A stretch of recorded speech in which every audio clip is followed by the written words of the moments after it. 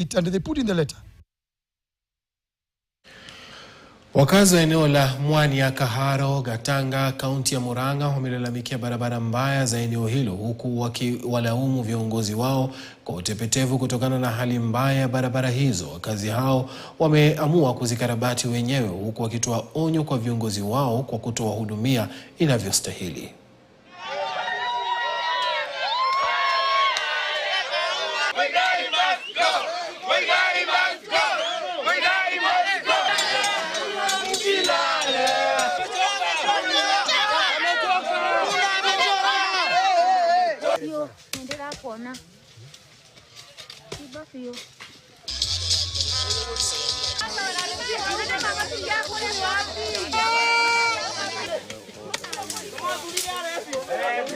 Tumeamka hii asubuhi kutengeneza hii barabara juu tumeona tumetengwa na MCA wetu Paul Muigai, ni kama hana shughuli na sisi, ametutenga. Lakini sasa sisi tukasema tupambane, tufanye kivyetu.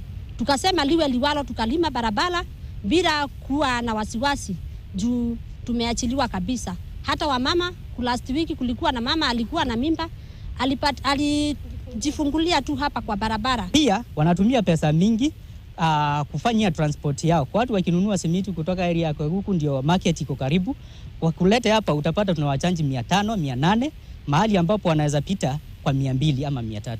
Wale tunachaguanga hapa Muigai, tunakuomba ututengenezee hii barabara. Tuko na huzuni mingi sana, tuko na shinda mpaka ya maji.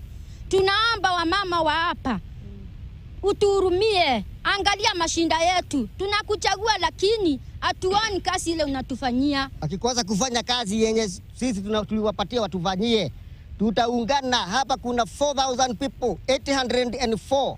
Tutawasign signatures ya kuwatoa nje, waende nyumbani, tulete watu wengine.